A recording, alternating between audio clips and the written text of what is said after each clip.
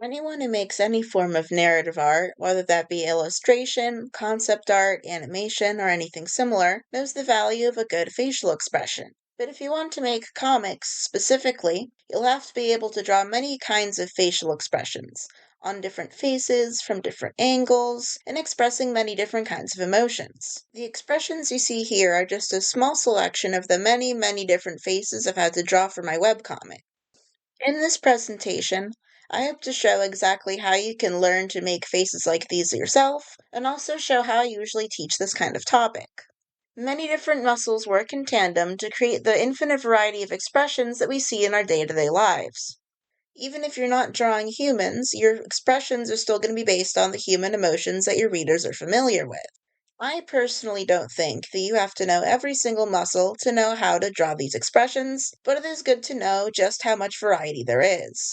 In addition to the physical capabilities of the human face that makes these expressions possible in the first place, another thing to consider is what these facial expressions are accomplishing in your work. The emotions your characters are feeling are hopefully a very important part of the story you're trying to tell.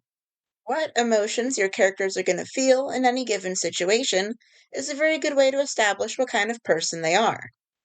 When your characters are speaking, the emotions that they're feeling are not always easy to tell just based on the words that are on the page, so a good expression can help clarify what tone they're using. Beyond any narrative utility, it is also worth noting that a comic is meant to look interesting.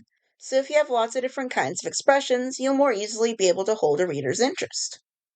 So the starting point for any facial expression is going to be a neutral one. In the real world, there's not really any truly neutral expression. There's always some emotion being expressed on a face at any given time, but a face like this comes pretty close. In a neutral expression, the eyebrows are gently arched, the eyes are open but the lids are relaxed, and the mouth is closed, small, and possibly pulled slightly downward. Exactly how you simplify this kind of neutral expression is going to be based on the way that you draw faces in general and your own art style. This kind of neutral expression is your baseline. Any changes you make to it are going to show what emotion your character is feeling. So, how do you actually make those changes? Well, as I've said before, there's lots of muscles that'll act on a character's face to make these basic changes, but it's easier to think of them in terms of facial features. The first feature I want to cover are the eyelids. It's worth remembering that the eyeball is almost entirely covered by the rest of the face. Even on a completely relaxed face, you're not seeing most of the eye most of the time. What we think about as eye shape is usually based on how much of the eye the lid is covering and in what proportion. The way we move our eyelids when we make certain expressions can affect that shape, but everyone has a different starting point. Which lid is moving to make a certain expression can also make a difference. The upper lid is more affected by the movement of the eyebrows, and the lower lid is more affected by the movement of the mouth and cheeks. The way faces work, everything is connected, so if one part moves, often the parts around it move as well. So when a person smiles, their lower lid will generally be pulled upward, and if a person scowls or furrows their brow, then the eyelids will be pushed downward. On the subject of eyebrows, the way eyebrows move is a lot more complicated than just moving them up and down on the face. In general, the movement of the eyebrows is most pronounced in the middle. What that means is that the outside edges will tend to stay in mostly the same place, whereas the parts closer to the center of the face are going to be moved more dramatically. When a person furrows their brow, the skin in the middle of the brows tend to scrunch together, which is why there's often a crease or a wrinkle there. When a person raises their eyebrows, the eyelids tend to come with them, which is why big eyes are often associated with surprise. Depending on how cartoony or exaggerated you draw your eyes, the pupil size can change as well. The bigger or more open the eyes are, the more light is entering the eye. That means that the pupils, which funnel that light into the eye, have to change size to compensate. Now, in the expression I've drawn here, most of the surprise is being shown with the large eyes and the raised eyebrows. The mouth is slightly open, though, and that does add to the effect. When the mouth is open, but not expressing anything in particular, the corners are going to stay relaxed, pulled slightly down, and the lips are going to be completely covering the teeth. Teeth aren't usually going to be visible unless the mouth is particularly open or pulled in a particularly extreme expression. For instance, when a person smiles, the corners of the mouths can be pulled up and back. That'll make the mouth appear more triangular, larger, and wider. The movement of the corners of the mouth also affects the placement of the lips. The lips being pulled more tightly across the face exposes more of the teeth. Whether the tongue is showing usually depends on the angle of the head and how wide open the mouth is. Again, one simple change to the expression affects the entire face. So in a smile, not only are the corners of the mouth moving, but the lips, the cheeks, the eye shape, and even the eyebrows can be affected. The mouth corners being pulled down usually express anger or sadness and also expose more of the teeth. In a smile, only the top row of teeth will be visible, but in a grimace, like the one I've drawn here, the bottom row will be visible as well. When simplifying the mouth, it's usually easier to draw all of the teeth as one simple shape. The gums are not going to be visible unless a person is making an effort to show them. A lot of facial movements are technically possible, but you won't see them except in very specific circumstances. Obviously, I can't explain how to draw every single possible facial expression.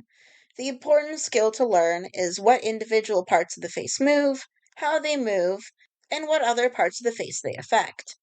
There are some specific expressions that come up more than others, though, and crying is one of them. When a person cries, their face does a lot of very specific movements that they're very easily recognizable. Their eyebrows furrow, their eyes squint closed and filled with tears, the mouth corners are pulled down, and the mouth itself is squeezed tightly together. I haven't depicted eye shine on any of my previous drawings in this presentation, but because the eye is usually wet, they reflect light differently from the rest of the face. When the eye is filled with tears, it becomes even more wet, and so it has more shine. When the tears actually leave the eye, they start from the outside corners, curve down the cheeks, and end up under the chin. So now that we've covered the basics and some specific expressions, let's look at some examples of how you can actually use this in your art. These are 2 pages from my comic, The Rest is History. In this scene, Sophie, the one with the black hair, and Grace, the one with the brown hair, are having a conversation while walking through the snow.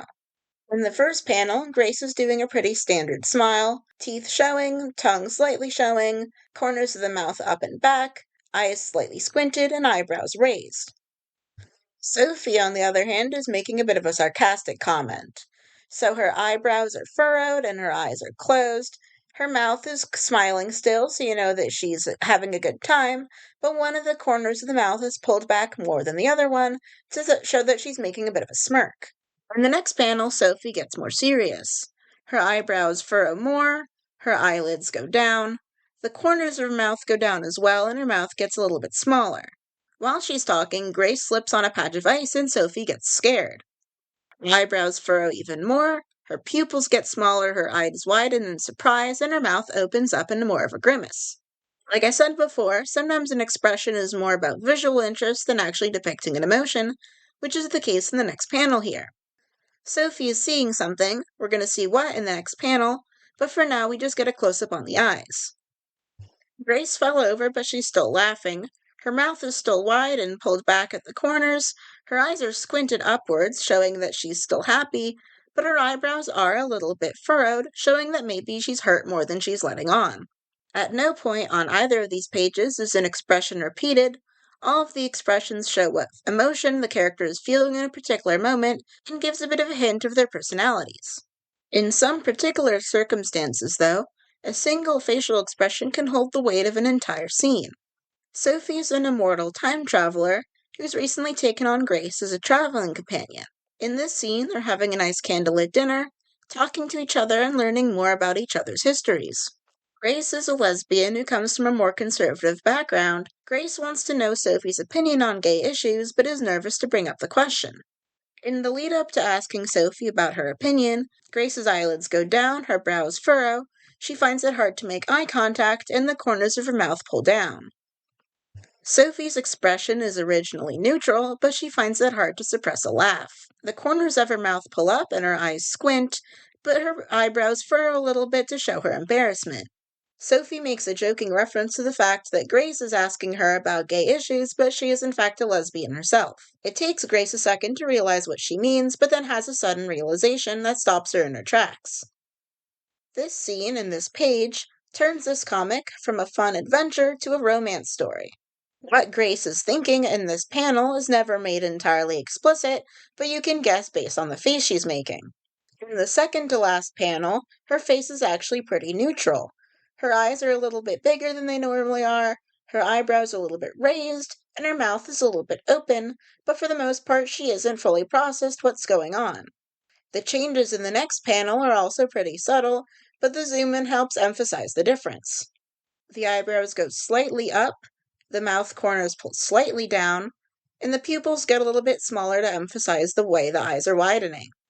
A good expression isn't always the most exaggerated, most obvious one that you might think of. A more nuanced expression can go a long way to telling a more nuanced story. The important thing is that the expression feels true to the character and true to the moment in the narrative that it takes place. So I hope this presentation gave you a bit of insight into how I personally do expressions and how you can do them too.